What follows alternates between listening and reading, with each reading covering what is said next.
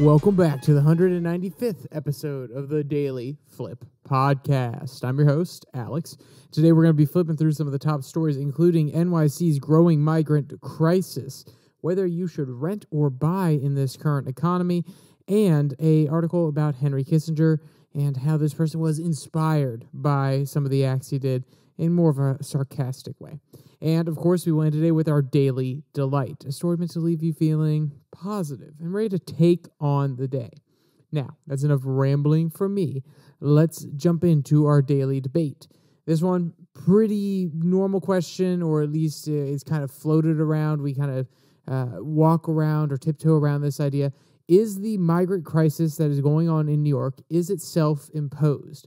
They have particular rules that say they have to house certain segments of the population, and now it's coming back to bite them in the butt. There are other regulations. They've also called themselves a sanctuary city. Or is it really just that everything is so overwhelming now and everybody's heading to New York and Mayor Eric Adams just can't keep up with it? Or could it be both? I mean, I'd love to hear what everybody has to say on that one. So throw that down in the comment sections, and let's jump to our first article about the exact same topic. It comes from the New York Post. And if there's any article that's going to be talking about this, of course, it'll be in the New York Post, conservative New York. There you go. They're going to talk on this issue, and they're going to be very passionate about it as well. The headline reads, NYC's migrant crisis is one of its own making, and we cannot have the world. So obviously, you can tell where the author is coming from on this one. You can see their angle. Let's jump into what they're actually talking about, and they kind of describe a little bit of how it is actually a self-inflicted problem. So, quote, New York City's migrant crisis is turning into something out of a Marx Brothers movie, only it's not funny and it has no end in sight. The city is facing a massive hotel and food bill for its newest neighbors, that's in air quotes, by the way. At the same time, tax revenue has plummeted. But instead of pulling in the welcome mat and saying, sorry, no vacancies, we are getting ready to cut the spending on police, library, and other municipal services. And if you are paying attention to, social media and you saw Cardi B's little rant blow up, that's exactly what this was about. What you mean they're cutting all the services in this town? We got to blame somebody, basically, is what she was saying. I mean, she's not wrong. I mean, there is somebody to blame. That doesn't mean you can just blame anybody. Maybe you should move out of New York City if you don't like it, or you should stop giving your tax dollars to a city that's not actually going to give things back to you. Maybe that's a theory, but at least she was saying something about it, and that went viral a little bit ago. That's why this conversation has come back up over and over again, besides the fact that it's a great talking point for people who are of a more Republican/conservative leaning. Quote, calling the situation a crisis is a misnomer. A crisis comes from something unexpected, like an illness or a widespread financial collapse. But New York City's problem, accepting hundreds of thousands of migrants from around the world and taking on the responsibility of feeding and housing them indefinitely, is totally self-imposed. It's like lighting your bed on fire and wondering why the house burned down. End quote. So, we know that, obviously, this is a sanctuary city. I highlighted it at the very beginning. And some of the conservative opinions on these sanctuary cities is, you brought it on yourself. You're the one that you said you wanted the people to come. Now they're actually taking action about it, sending people there, actually saying, okay, hey, yeah, we were having a whole bunch of people flood into our borders, but we know one place that you can go, and it is New York. Whether or not you think some of the stunts that were happening a few years ago, or I guess it would have been last year, where they're sending people up on buses or they're sending them up on planes, whether you think that's ethical or not, it is meant to emphasize the idea that you cannot have cities that are sanctuary cities further inland and then say, oh, yes, it's not our problem when you send the migrants to us. Because guess what? The places that are right there on the border don't want the people. And I take that back. It's not even just them. You're talking about Iowa. You're talking about Montana. You're talking about Idaho. They're on the northern border. They probably don't want the Canadian migrants, but they definitely don't want the southern border migrants. And they're not saying, hey, yeah, no, we have some sanctuary cities. They're basically uniformly saying, no, stay out, get away.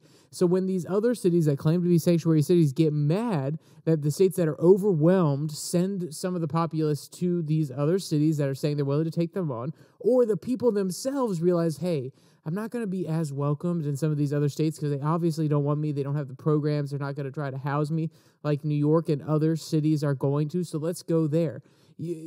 I would love to say, no, it's not self-imposed, but it is self-imposed. It's like a kid going into the candy store and saying, I want the whole bag, Mommy. I want the whole bag, Mommy. And then they get the bag and, they eat the whole thing. And then they're like, oh, Mommy, why does my tummy hurt? Your actions, your policies have a obvious effect. They're going to attract people. And just like that kid that has a tummy ache, you have to deal with the tummy ache that you're going to deal with when you have these certain policies in place. It's just kind of moronic when they start to try to blame other people in other states. Now, let's be clear. I'm not saying that, Greg Abbott and DeSantis and all these other southern states that are sending them up can just, shuffle them, no problem. There's nothing wrong with just sending them there. Of course, they have to have the consent of the people or at least be informed where they're sending them and things of this nature. But at the end of the day, if you're inviting these people there, if your gates are still open, if, like the author says, the welcome mat is still out, what else do you expect? So how does this come about? It's actually a different decree from previous times that was talking more about homeless populations, and now it's being used and stretched to give to migrant populations in New York City. Quote, that original consent decree mushroomed into a multi-billion-dollar shelter system that, until a few years ago, cared mostly for local New Yorkers, especially single mothers and their children, who couldn't afford a place to live. The, quote, right to shelter is totally unique in America. Until recently, no other jurisdiction accepted the premise it is the public's responsibility to house and feed anyone who demands it. The possibility of abuse has always existed, of course, but was balanced by the fact that the shelter system was inconvenient and relatively unpleasant. And, well, yeah, if it's unpleasant, if you're used to being in America and having not even the best life, but at least some form of house or your own apartment or some sort of way of living normally within the American system, and then you go down to the poverty line and you're homeless and you're on the street, anything's going to seem better than that. But at the end of the day, you're still going to be like, it's actually not that good compared to what I had, so I'm not going to go through the effort. Well, now we're talking about people that don't have any place to live. This is their first experience in America, and they're like, this is great. This is better than I expected, or maybe not better than I expected, but better than I had out there on that street. So you can see how it would be very easy for people to take advantage of, and very easy for these people who are coming in to be willing to take advantage of it, because they're saying, hey, if it gets me off the street, if it helps me, get a job or get my feet underneath me for a little bit, if you have kids, it helps me get my kids off the street so we can all be protected, things like that. You could see why it would be taken advantage of. Quote, nobody, the thinking went, was going to take advantage of the city's generosity who didn't absolutely need it as a last resort. That was until Joe Biden came to the White House promising to reverse his predecessor's supposedly harsh immigration policies.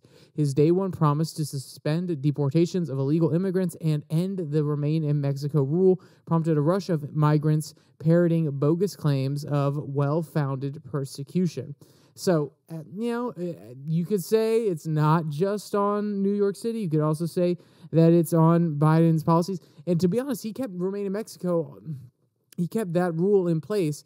I believe it was Title 96. I'm sorry if I don't remember the specific title, which was, we have the right to refuse you entry or to send you away due to COVID. And he was holding that in place for quite some time. And the thing is, even though he did that, there was still the perception, because he's a Democrat, because he made claims like this on the campaign trail, that, we're going to be more welcome. Even though he didn't, let's be clear, he wasn't as strict as Trump in some different locations, but he did keep some of the policies in place. But it's purely a perception game at this point, because under Trump, with his rhetoric, people are like, oh, no, I don't want to go to America now. I don't know what's going to happen to me. My friend said he made it across, but I don't know. And now with Joe Biden, it's, he seems a little bit more friendly. And my friend told me he got across. I guess I should do it. I guess I should take the gamble. So yes, it's not necessarily just on Biden because it goes beyond that. His party has a very obvious platform. When you have Democrats elected, at least in the last few elections, Democrats elected, more people come to the border. Republicans elected, less people coming to the border. Now, that trend doesn't always 100% hold true, and, it is a little bit of a mixed bag, especially during the Bush era. But if you look at the last year of Obama and then through Trump and then Biden, you can see a trend starting to form just a little bit. We'll see if it holds true going into the future. But this is exactly why New York is facing this problem, because they said, well, hey, we're going to be helpful not only to our homeless people, we're going to give them shelter, but it's also for anybody who really, really needs it and who asks for it. And also, we're going to say we're a sanctuary city where these people can come and we're not going to let ICE deport them. And we're going to understand their plight and give them the exact same benefits we give to our own citizens who are paying taxes in order to support said system. Even if they're homeless and they might not be paying taxes, at some point they probably pay taxes, or a New Yorker pays taxes in the hope that someday, if they do have, a bad time, they have really hard time, they lose a lot of their money, they end up being homeless, and all those taxes they paid in the past will actually help them get their feet back underneath them and get off of the street if something like that happens. But when you have people that come from outside the system, mooch off of it, and then they could stay, they could become a future tax base, there's no doubt about that, but they could also leave once they have a little bit of a better understanding and they've been fed for a little bit, they've gotten a line on a job, maybe in New Jersey, maybe a bit further north or a bit further south. Then, it really is just taking advantage of the free handouts and running. It's the free rider problem in economics. And even though it's a little bit more nuanced than just saying it's a free rider problem, but to some degree it is.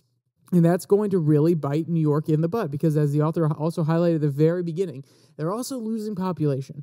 They are losing people, and not just any people, the very wealthy people who can afford to move, or at least moderately wealthy people who can afford to move. And guess what? New York, the state, and New York City's tax bracket is, I say New York State's tax bracket is pretty progressive.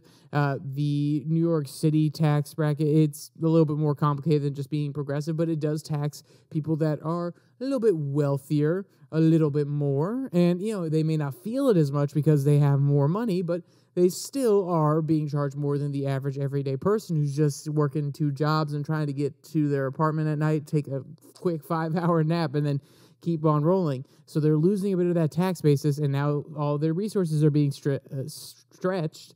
Instead of fixing the problem by saying, no more, we're going to find a better place for you, we're going to kick you out, they're actually starting to cut funding from other locations, and that's why New Yorkers are pissed about it, and that is why you got such a hot article from this author. But now we're going to go to another article from another New York newspaper, and it's also talking about the current state of a certain hot button issue nowadays, but it is not immigration. It is, should you rent or buy? So this is from the New York Times. Rent or buy is the headline. And this is something that has been on my mind personally. Now, let's be clear. I am young. I intend to rent for a little bit longer, especially with interest rates and house values up where they are.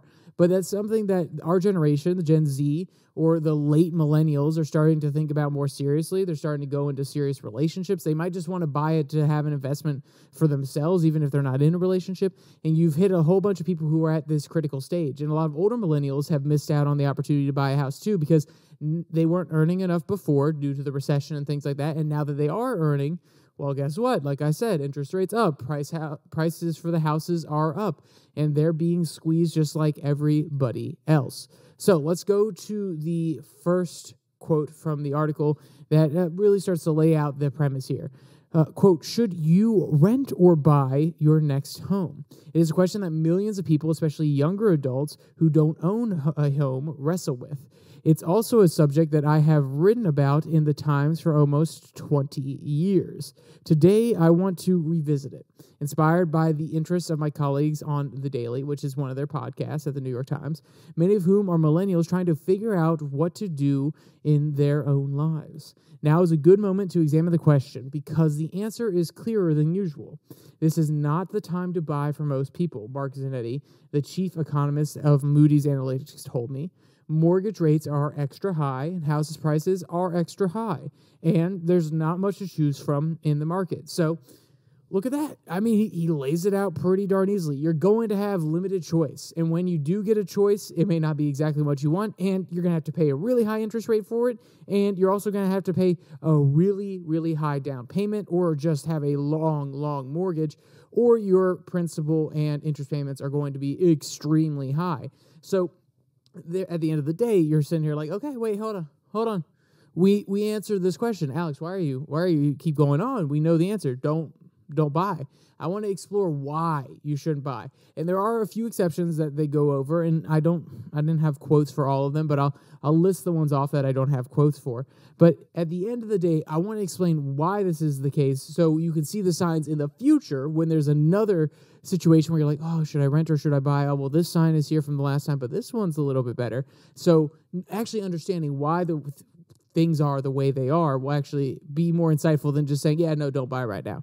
Because you could just take people's words for it, but maybe having a little bit more insight into it will provide a nice, clear picture in the future when you're buying that forever home. So there is a bit of a stigma against renting, and that's one reason a lot of people are hesitant to do it, and that's what the author goes into first at the beginning. I know that some readers will be surprised by this argument. Renting still brings a stigma. People equate it with throwing away money each month rather than investing in their future. The real estate industry promotes the idea because it makes far more money from a house that it sells than a rental. Broker commissions are significantly higher in the U.S. than in any other country, such as Britain, which has a 1.3% rate, Austria, which has a 2.5% rate, Germany, which has a 4.5% rate, and the United States has a 5.5% rate. In today's newsletter, I want to explain why people who are frustrated by the state of the housing market shouldn't feel bad about renting in the long term. Renting now may help you own a home that you want in the future. If the housing market behaved as many other markets do, prices would have fallen over the last several years. Mortgage rates have risen sharply since the COVID pandemic receded, as the Federal Reserve has raised interest rates to lower inflation. So you're saying to yourself, wait, okay, yeah, Alex, you talk about supply and demand a lot, and if you're going to go buy let's do something semi-expensive. Let's say you're going to buy a new four-wheeler. And this isn't actually the price of a four-wheeler, but I always do simple math for it. And it is $1,000. And you have to say, okay, I want a loan.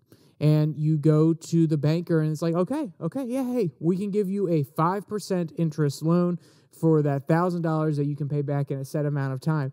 And you're like, okay, great, there we go. That makes a lot of sense. Or even better, it's the ATV company that does the financing for you. Well, guess what? You come back 5 years later, and you're saying, hey, same deal. I want to buy the same model, the new one. I'm assuming it's still $1,000 and a 5% interest rate. And then the guy at the shop says, no, actually, it's still, about $1,000, but the interest rate now is actually 10% or 15%. And then you're going to say, well, okay, but now I'm going to pay I should be paying the same amount of money for this product, but the interest rate is higher, which means I'm actually going to pay more in interest over time. So in order for it to really be worth it for me, could you give me the ATV for like $800? Because then, hey, you're still going to make some extra money off the interest. I'll probably have to pay for an extra year. You'll make that money back, but just having it off the principal of the loan would be really beneficial. So in order for you to actually look at the product the same way and be able to give it the same consideration, the actual principal of the loan, the lump sum that you're taking out in order to buy something, it needs to be a little bit lower. The amount that you're paying for it has to be discounted. Rather than that $1,000 you paid last time, it's got to be $800. So therefore, you're paying a little bit less interest, that extra $200 on the principal, but also you know that over time, because the interest rates are higher, you will actually make that back up, and so do the sellers. Well, that's what should happen in the housing market. If the interest rates are really, really high, the sellers are going to have to discount their houses. They're going to have to discount the value of their houses because they know that people aren't going to go out there and buy it at its original price when the interest rates were a whole lot lower. And that would make sense if the supply of houses was not so stuck. So there are a few things that have caused this, and I don't necessarily know chicken or egg which one started it, but here's how my theory goes. There have been a limited supply of new houses being built in the private sphere. I'm not talking about the public sphere. I'm talking about the private sphere. So there were supply chain issues. Lumbers were really expensive. I know people who actually were in the industry of building houses, and they said lumber costs and all these other things that we normally have to buy are going up fivefold. It's getting really, really expensive. So that caused a pullback in the market of building new houses. So then, guess what? At the end of the day, there's not as much new supply, and the demand for those houses is roughly the same, if not going up, because we have some young millennials coming out or making their money, or we have some older people buying a house for a second investment. So then the prices of houses tend to go up. And then when that happens, it naturally balances out. Yes, we should build new houses because we see the value of houses are going up. Oh, yeah, let's go build some more. Well, like I said, there's that supply chain issue, so they're having a hard time doing that. And then as interest rates start to go up and they start to jack up slowly, and we're still having some supply side issues, people can't necessarily keep up in order to build those new houses to alleviate the demand, and interest rates are going up. People who have their houses and they're saying, wow, I got really high value right now. Look at that. I bought it for $500,000 10 years ago, but now it's at $800,000. I should probably sell. And then they look down the street at that one level house that they want to get for their retirement so they can pay it off almost immediately and then have a little bit of money in the bank. But they're going to be paying, instead of that close to 5% interest like I was talking about before, they're now going to be paying 10 to 15% interest. Oh, no, I'm just going to keep my house where it is. I'm not going to sell it. Guess what? If a lot of people have that mentality, it locks in demand. It locks in supply. Once again, there's a limited supply because people don't want to have to refinance and get a really high interest rate loan. And then you're saying to yourself, okay, well then the supply chain issues have kind of eased a little bit over this entire time when people are realizing that they can keep their house prices really high. And then you're going to say, okay, well, this means if the supply chain issues have gotten fixed a little bit, then people are going to come out and they're going to build new houses because they see these really high evaluations. But guess what dissuades them? The high interest rate, because they know that it's going to be very, very hard to find buyers for those houses. Normally, they could fly like gangbusters because of low interest rates, because people are willing to put down the money for it, because of they see, the prices of houses are going up. I should get in while I can. Well, now people are saying, okay, well, the prices are stuck up here really high, and also the interest on them is going to be insane. So these builders are saying there's not going to be a return on our investment. There's no guarantee that these are going to get bought up at the rate we would need, because even if there are the people out there that want to buy them, that doesn't necessarily mean that when they go to get everything financed and they see the interest rate, that they're willing to do it at that price. Now, some companies have gone around this and they have started doing their own little private loans schemes so that they can have lower interest rates in order to guarantee that their houses are picked up off the market very quickly. But that's a really risky practice. So right now, all of this leads to the fact that you should rent.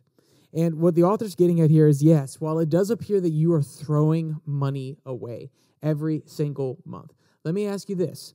If you are renting at a place that is $700 a month, and then it goes to the landlord, you don't ever see it again, you get a nice place to live, you get a nice place to be productive, it's adding some value back, but it's not a true investment that you could sell later on.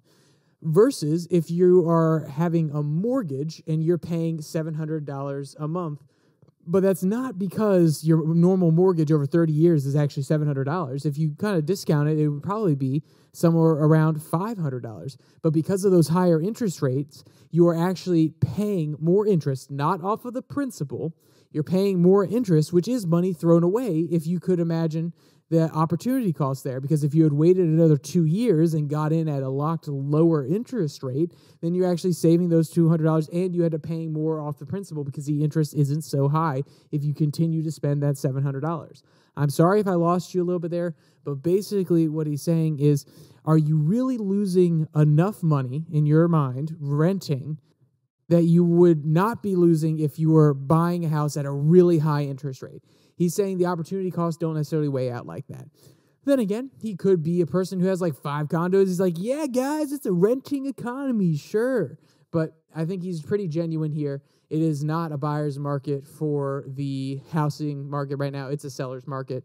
So just give it a little bit of time. If things don't cool down, then again, I'm young. So I had planned to be in an apartment for probably the next year, if not 2. I would like to have a house within the next year, but I didn't really see it happening as I was coming out of college, so I can put up with it. Maybe some people that are a little bit older, if they're listening, they're like, Alex, you're so stupid. I need a place for my kid. I need to get away from all these loud neighbors. I need my own space. I need a house so that I can actually have a proper investment that's gaining value over time. I honestly just want to get out of the city and get into the suburbs. I know there are plenty of reasons that maybe you have to move faster than I do, but for the younger ones among us, give it another solid year and then give it another look and see where things are at. We may just be screwed and we may just have to bite the bullet, and you may buy that house, or at least start paying off the mortgage for the house. And then a year later, the interest rates go down. Guess what? You can refinance.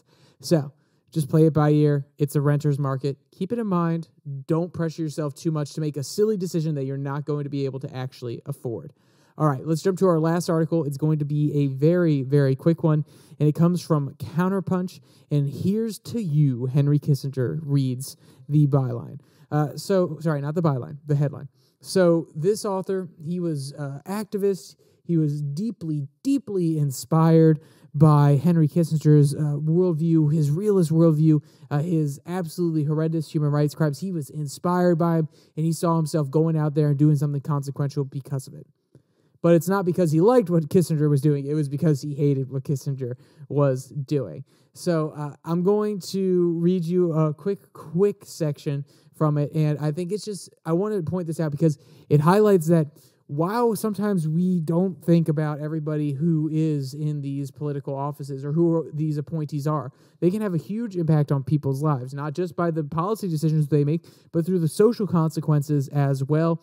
And Kissinger was a very complicated person. Sometimes I liked his policies, and I haven't read all of them. I'm not 100% up to date. I'm trying to get a good book where I can go through most of them, none of his, because I want to read those secondary. I actually want to read something about him first so I can get an outside perspective and then read his stuff. But some of his policies were very realistic, very good, and some of them were obviously inhumane and sad, but maybe they were legitimately in the interest of the United States. There's lots of different arguments on it, but this guy, his story was funny to me, and I really wanted to point it out here. Quote, on the occasion of his death, actually, you know what? Never mind. We're going to skip to the part where he tells the story. It happened sometime in April 1970 when Kissinger and Nixon said they were going to end the war in Vietnam by expanding it to Cambodia. I was rushing along Prospect Avenue where Princeton's eating clubs or fraternities were located to attend a class that I was attracted to when I was attracted to the commotion at a building housing the Institute of Defense Analysis. A crowd of 100 surrounded some 15 who sat down in linked arms and blocked the entrance to the institute, which was known to be doing contract work for the Pentagon. I crossed the street to see things, and more out of curiosity than anything. When a phalanx of policemen arrived and shoved people aside in order to clear a path and to arrest those who were seated on the ground with their arms linked, he proceeded to jump in and get in the middle of the linked arms and defy the police. And this put him down a path of social justice, of advocacy, and activist work for the rest of his life. And he goes on to sarcastically thank Henry Kissinger for the path that he created.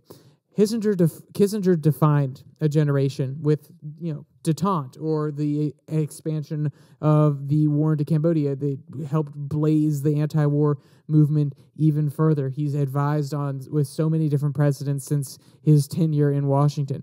He has affected all of our lives in more ways than you can realize, even just shaping how we talk about foreign policy and the discussion around it. So at the end of the day, whether you like him, whether you don't like him, you have to acknowledge that he was an important part of our history. I'm sorry that he passed, and give it a little bit of time. Go read one of his books or a book about him. I've heard people say don't read the Walter Isaacson one. Read a different one that's maybe a little bit more criticism from the left or the right. Walter Isaacson apparently doesn't go much into it. It's just kind of like, the story of the man rather than all of the policies.